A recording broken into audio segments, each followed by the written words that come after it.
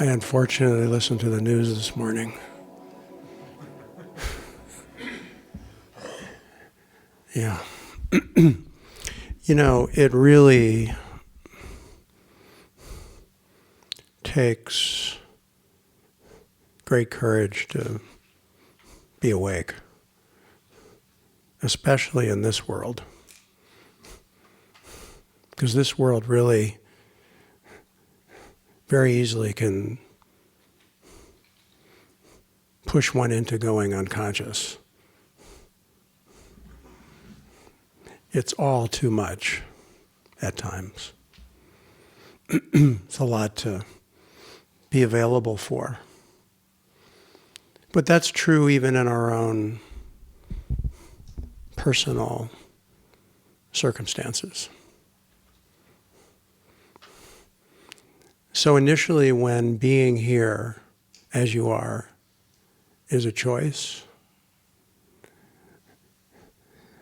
when it's a choice at the beginning, it requires courage.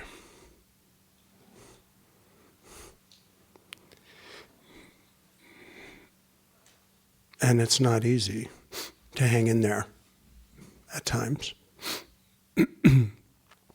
Eventually, as awareness develops and the sense of self dissolves, it's not a choice anymore. It's just what is. And you're aligned with that in that. In a way, it's as if you become completely responsible for everything, but completely free of any blame. So it's a profound call to surrender and to be vulnerable on the human level. It's beautiful to connect to the divine, so to speak, to your true nature, to the bliss, the joy, the peace of connection. But to come back into your life, in the world, in relationships, in your work, in society, with this planet, that's the next step, which most of us have to find our way with.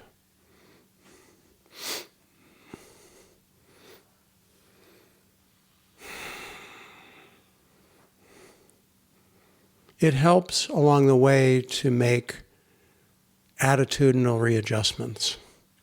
Otherwise, you might get pulled back into the gravitational force field of your old way of thinking, of the paradigms that got you started that somehow may not even have meaning anymore.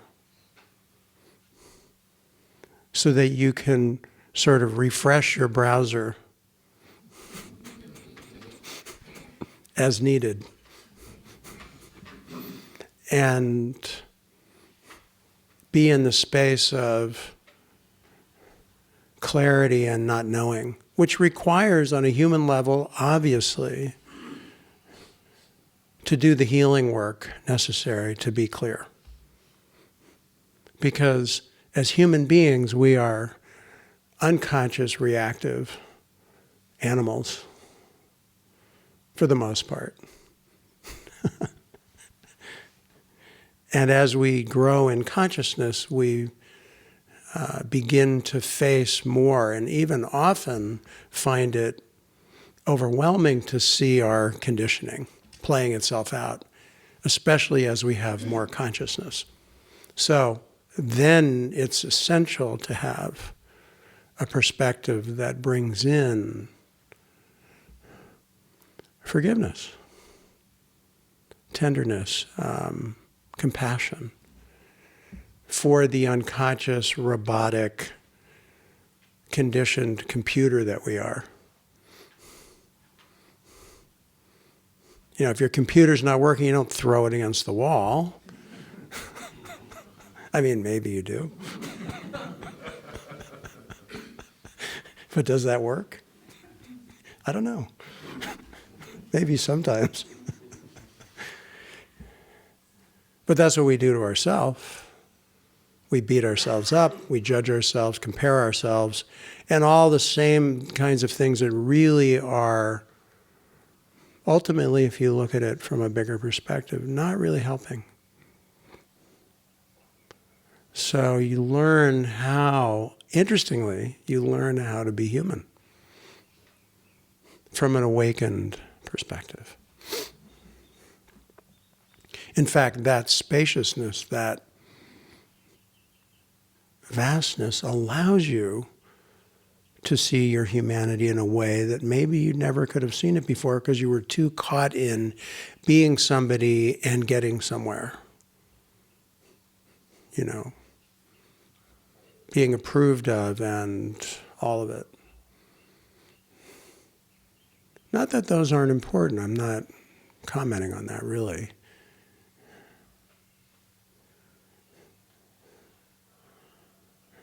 Sometimes I feel like I'm a coach talking to, you know, all of you who have signed up to become astronauts and are about to get into a spaceship and go somewhere you have no idea is where. Training the troops, so to speak. But in a way, it really does require a kind of occasional pep talk, maybe, and reassurance, and also orientation in a way, because on a relative level, we are oriented. We are human beings with nervous systems and brains and hearts and digestive systems and needs that are all part of the whole picture, obviously. Unless we try the self-denial ascetic route, which, you know, the Buddha kind of trashed that 2,500 years ago and said, yeah, I don't think this is really working for me. If you know his story, that is. Or apparently his story. And that's what the middle way that he talked about really is, which is this interface of relative life and absolute understanding. That's the middle way. So it can easily get caught in the perfection of understanding and try to apply it to the imperfection of humanity and get into all kinds of problems.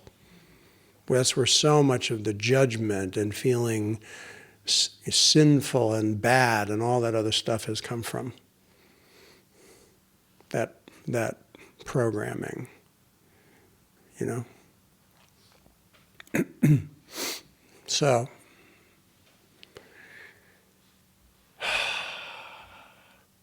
from clarity, from connection, from presence, which is one of the great benefits of our being together here, is to realign with the force, what's called transmission or the Dharma or, you know, the truth, to reconnect to your true self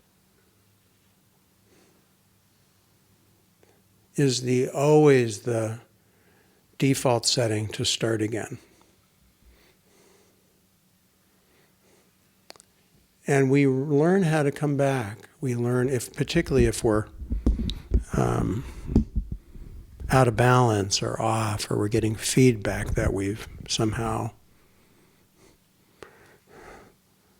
are in reactivity, caught in reactivity.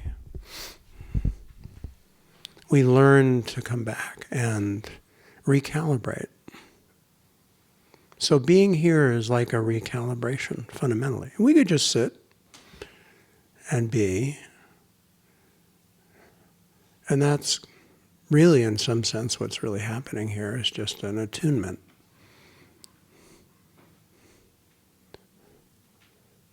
To your essential vibration, your essential energetic being, which is pure consciousness, pure aliveness.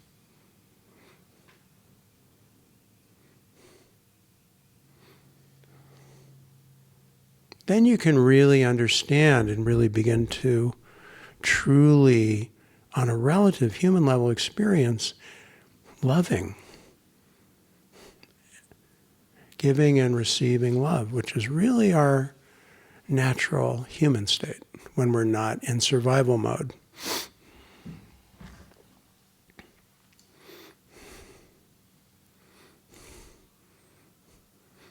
Of course, today, so much of life is almost seemingly way imbalanced survival mode, which makes our journey a lot harder in this reality of modern day human life. Unless you're very fortunate and don't have to worry about survival, which that's a privilege if you have that.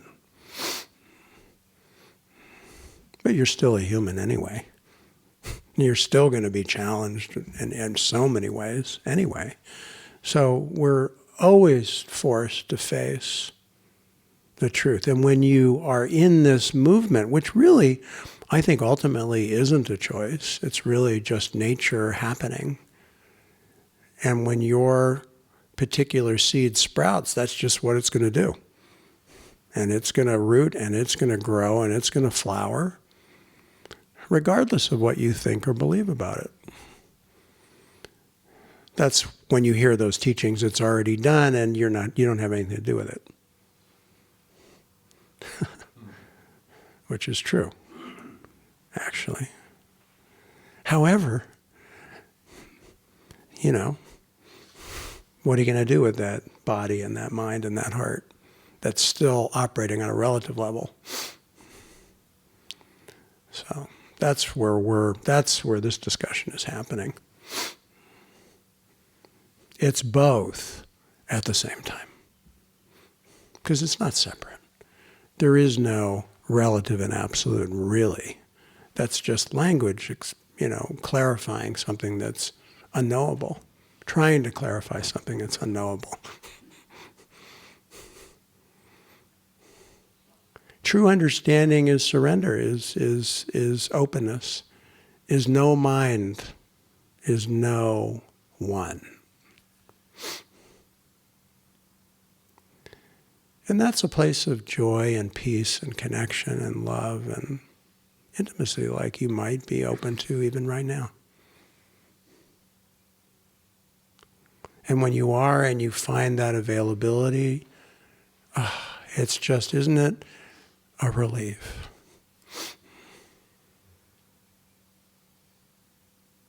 And then you let that nourishment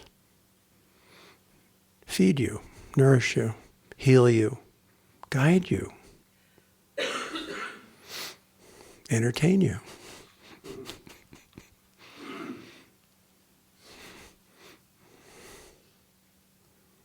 And then you'll find pleasure and joy in the simple things. Just this moment, this someone you love and you care about in your view, in your connected field. Then naturally on a human level you begin to have gratitude and appreciation. And then the heart matures and develops and you find yourself even more giving without even knowing it. Not so closed off in your self-absorbed reality. Excuse me, I'm just going to zip up a little here. These zippers are really tricky. There it is. So, click. So, I'm always amazed to have these gatherings with you, especially when my personal life has got stuff going on that's difficult. I've had this back injury that's really been quite challenging and disabling and other stuff. And I thought, oh man, I don't know how today, but somehow it works anyway.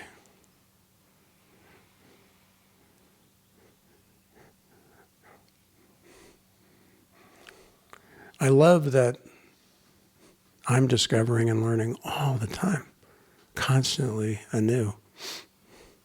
And it's really wonderful when you find that truth and have a really open mind, a really flexible open mind that's able to learn, able to actually, and learn, I mean, see things without the projections and the conclusions and the comparisons and the analysis, to actually receive reality fresh and not even know what it means. Not get caught in the need for conclusions, which is the need for security. And it's there, but it doesn't catch you. You don't get identified in it. You don't get stuck there. And when you don't get stuck anymore, that's freedom. You might play a role or get into a whatever thing. That's okay. You can still get up on stage and perform Shakespeare. Or run for office.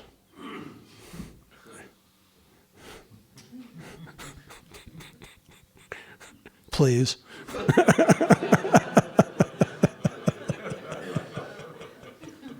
And win. Thank you. Save the planet, please. And at the same time, be clear, be free, be open, be available, be the possibility of every moment of discovery. So accessing and beginning to open to and deepen in what we call awakening, that's just the raw material. That's the fundamental raw material of our life. It's not some Shangri-La, end of the road, land of Oz.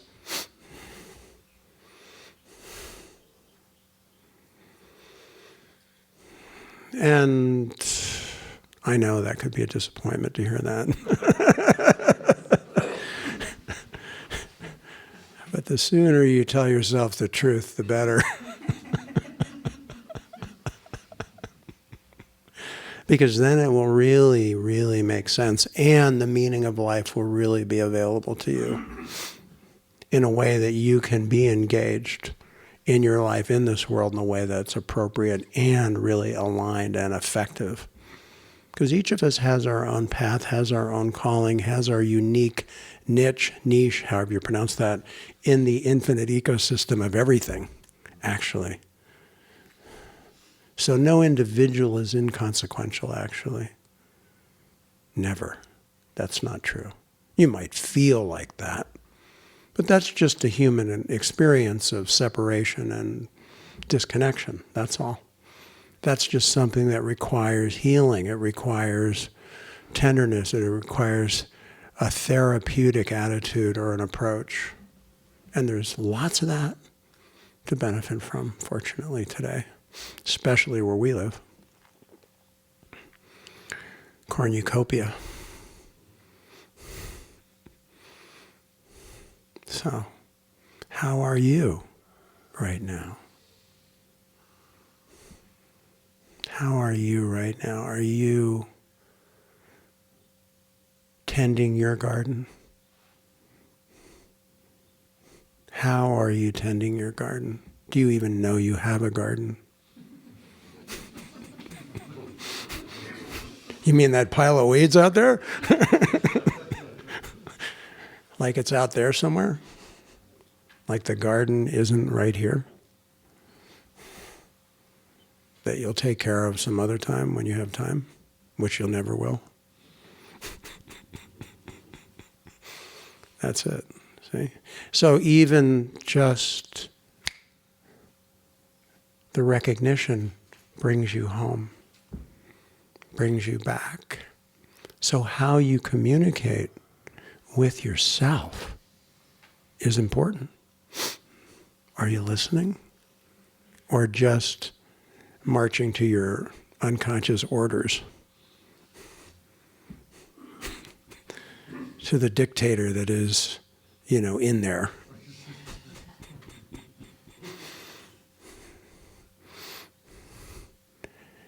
Time to change leaders.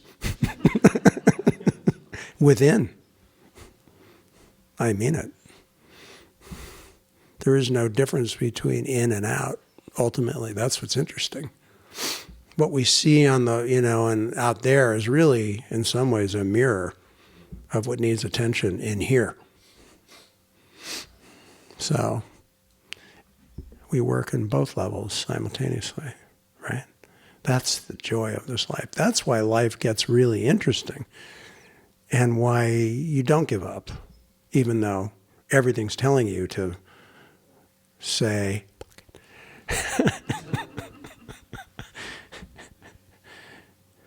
and check out.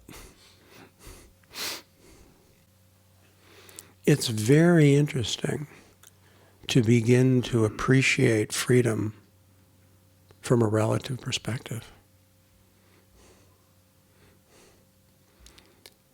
It will open up your mind in a new way and allow you to be in the world in a new way. And you may not even know that until you get feedback. And you go, that's interesting. Real change is not knowable to the relative ego mind. When someone thinks they've changed, that's ego, holding up a flag, waving it. See, Mom? I got the grade. No, real change is completely unknowable to the relative mind. So you can let go of wanting to know if you're getting results, you see, because that's just the one that's pushing you. That's the one that's pushing the river, that's in control.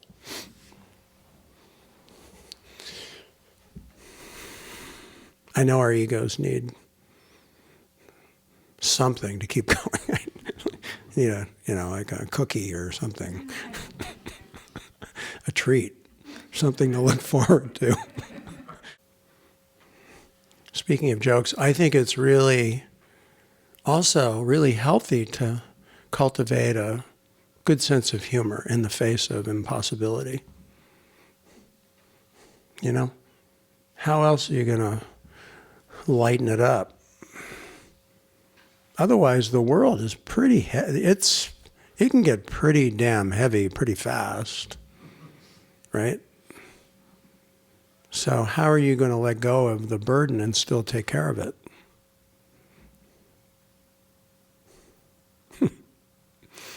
That's the koan for today.